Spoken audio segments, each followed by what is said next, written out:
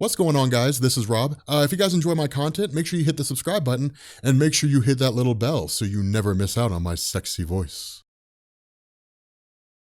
Okay, so we are getting into Flash Rebirth, the Grips of Strength, which is like the Strength Force. Now, again, for those of you guys who are just now catching up with the Flash mythos, what we ended up having during the events of Dark Knight's Metal and going into like Justice League No Justice and all those different things, was that because of Dark Knight's Metal, the source wall had been cracked. And because the source wall had been cracked, there's been like a lot of implications that have been spreading across the entirety of the DC universe. And one of them, with regards to the Flash, was the revelation of like 4 new forces, right? You always had the Speed Force, maybe there's 3 new forces. You always had the Speed Force, then you have the Sage Force, the Strength Force, and so on. It allows Joshua Williamson to actually expand a lot on the Flash mythos, which, if I'm being honest, and I know Flash fans may be a little irritated by this, but I think it's something that's much needed. Because at the end of the day, all the Flash stories ever really come down to is just run faster. And I guess it makes sense. I mean, Superman's stories are just punch harder, and Batman's stories are just, bat harder, I guess. Like whatever the case is, like it's basically just like do more of what you do, and that's your story. The Flash runs, so I mean, what is he gonna do? Is he just gonna like learn to fly? But in any event, with what's been going on so far, Barry goes to the House of Heroes and hits up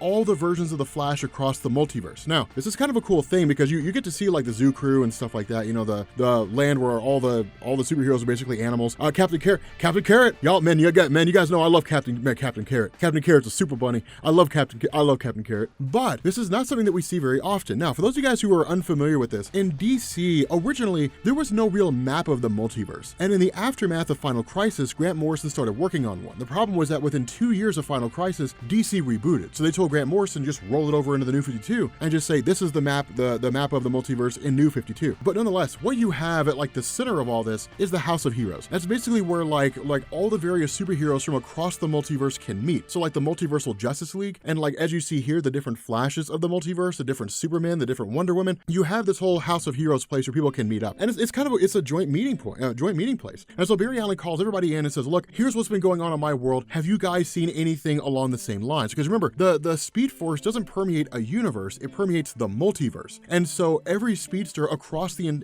every single universe could potentially experience something like this. The issue is that all of them say no. Now, one thing to bear in mind here, and I don't know if this is something that Williamson is toying with or something that he's just not worrying about, the form and function of the multiverse in DC Comics, despite how it's drawn by Grant Morrison, has always been like an upside down pyramid. And the first Earth in the upside down pyramid is the main DC Universe Earth, Earth Prime. That's where all these stories that are being written right now in DC Rebirth, that's where they all take place. And so it could very well be that if there is a fracture in the source wall and the various forces are leaking out, they start at Earth Prime and then will eventually resonate their way out into the other Earths. That's entirely possible. But the fact remains, because none of them are able to give him any real definitive answers here, what we end up doing is basically picking up with like Trickster. Trickster is one of these guys who was serving time in Iron Heights and who's basically going to work against like Warden Wolf. And Warden Wolf is this guy he's the guy running the whole Iron Heights Penitentiary, but he's been pretty shady. And he's actually been experimenting on and torturing a lot of the criminals that are there. But they can't just walk in and arrest Warden Wolf because there's no evidence that any of it's gone on. What they need is for Trickster to go in and then to literally set up evidence to show evidence this is what's going on, and then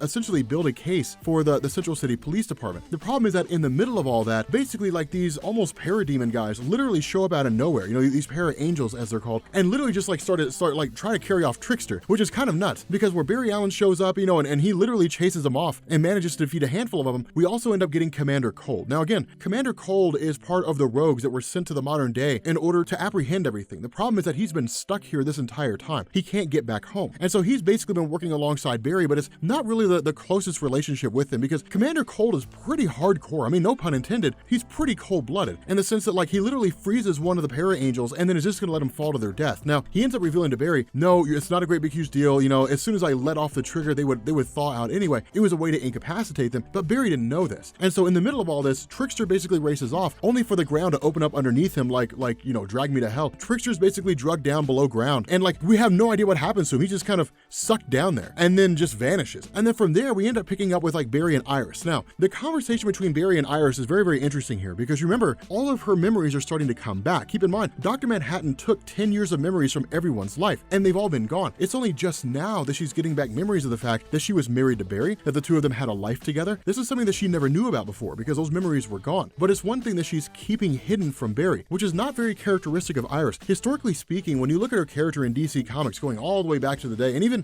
back when like Eobard Thawne killed her and all those crazy crazy things that were going on in the 70s, for the most part, you didn't really see Iris holding a lot of things away from Barry. Now, a lot of that was because of the perpetuation of like the platonic household, or I'm sorry, the nuclear family.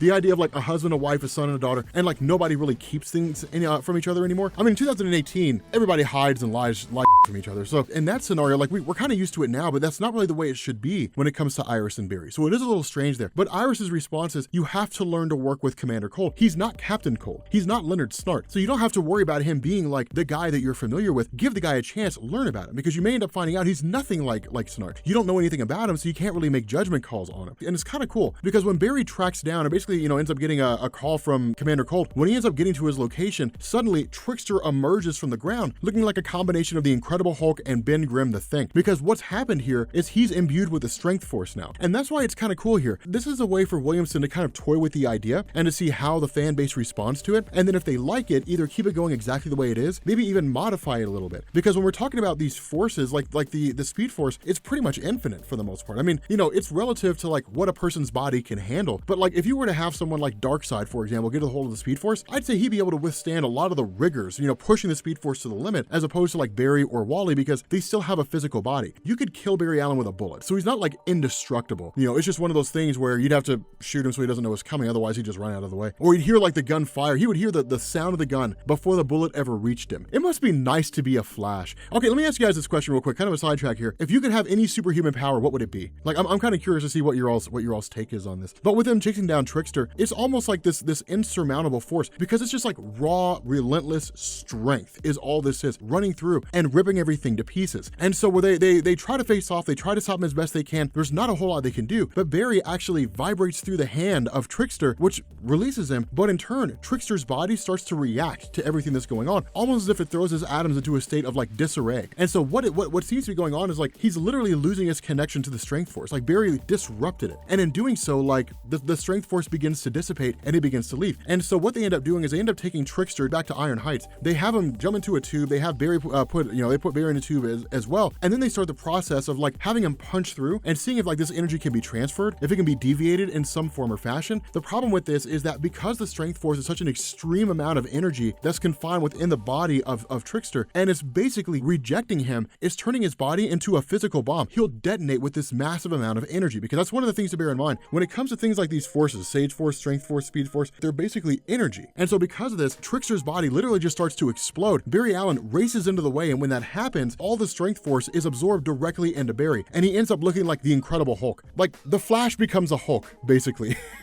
Is really what this is. And it's kind of cool. He doesn't lose his mind, right? It's not like he turns into like a savage Hulk or anything like that. Instead, it's a matter of, one, keeping everybody from killing Trickster, and then two, trying to figure out how Trickster's powers work so he can understand how his powers work and see if there's a way to control it. But it's the one thing that no one's given Trickster an opportunity to find out, is how his powers work. And so because of the fact that Barry thinks it's super speed, he's able to analyze his powers as super speed, and that's when he begins to realize the Strength Force is not just brutal strength. Instead, it's really manipulating gravity. It's almost like he becomes kind of like Graviton and Hulk from Marvel at the same time. He's just kind of manipulating the fundamental forces of gravity and increasing his own strength or decreasing his own strength in the process. That the Strength Force has to be let out. That if a person keeps it totally contained, then that's when it'll begin to override them. That's when it'll begin to reject them, and that's when they'll become the most dangerous. And so Barry's response is, well, then use the Strength Force as an external source. That way you have all this energy that pumps into you constantly, because remember, the Speed Force constantly pumps into you. The Strength Force is the exact same way. It's like draining a water-cooled system in a PC. And so when it comes to this, Barry starts to basically channel this energy outward, literally manipulating gravity, and in doing so begins to return to a state of normalcy. And so it's kind of cool, because basically it allows him to understand the fundamental principles of the power. Now, this is not Joshua Williamson saying this is the end-all be-all of the Strength Force. This is just Barry understanding how the Strength Force works. There's probably a lot of other things that he can understand, and Barry even references that. He says when he first became the Flash, all he knew he could do was run. But the more time he became the Flash, the more he began to realize that he can phase through solid objects, pass through dimensional barriers, all kinds of crazy stuff that a Flash can achieve, and that's just the tip of the iceberg. And so when he faces off against Trickster, he starts kind of pulling all these little stops out. He basically like lifts Trickster in the air, he drags him to him, just small little things like that. And it's cool to see, because as they're fighting each other, this Strength Force power really begins to kind of almost evaporate from Barry and jump right back into Trickster again, and then leave Trickster and then seek out a different host somewhere else. And that's when Barry begins to realize that much like the Speed Force, the Strength Force does itself appear to be something akin to sentient, and it's always seeking out a new host. Trickster was was never a viable host. It was a temporary host until the Strength Force could find somebody else. And when Trickster basically ran its course, then you ended up having the Strength Force which left him, and now it's going to seek someone new. And so it's a way for Joshua Williamson to invoke like new villains into the Flash mythos. And so where you end up having Trickster holding up this building that's literally on top of all the rogues, that's about to collapse, and Barry races in, and then rescues them, it all collapses on Trickster, and that really seems to be the end of him. It's all said and done. And so from there, you end up switching over to Trickster himself, who's basically in a weird repository building, like a library or something along those lines. And as he's kind of musing to himself over the belief that he was dead, and that he had this brief moment of fame, this brief moment of like respect among the rogues, which is now basically gone, he's reached out a lending hand by a guy who says, I'm the one who sent the para-angels after you. If you had simply just done what I told you, you would have come here and we would have found a way to destroy the Flash together. And that's when you end up finding out the person who is reaching out to Trickster is the original Trickster, James Jesse. Now this is a weird decision to make for Joshua Williamson, because when it came to James Jesse, who named himself after the reverse of Jesse James, when it came to his character, originally he was a bad guy. He would just use like tricks and things like that, to deceive heroes and implement schemes and so on and so forth. But his character over the course of, Hellfire guys, something like 40 or 50 years, he had this huge turnaround and basically became like a good guy and then ended up dying. But then to bring him back and presumably, seemingly play the role of a villain, it is kind of a return to familiarity insofar as he's going back to his roots and becoming a bad guy, but we don't really know what all happened here. If I'm a betting man, based on what we've seen in Doomsday Clock 1, with Dr. Manhattan plucking Comedian out of time and bringing him to the DC universe so that he just never died at the end of Watchmen, with Dr. Manhattan moving the Lantern just out of reach so that Alan Scott ends up dying instead of becoming the original Green Lantern, with him making like these small adjustments here and there, this may yet be another one, where he basically plucked the original Trickster out of Apocalypse so he wouldn't be killed. And so he's still on Earth, and maybe he even went as far back as to adjust him so he never became a good guy in the first place. We don't really know, but still, it's kind of cool, and it's pretty intriguing. But with that being said, guys, we're going to bring this video to an end. If you are new here to Comics Explained, make sure you guys hit the sub button to become part of the Rob Corps. If you guys enjoyed this video, make sure you drop a like, and I will catch you all later. Peace.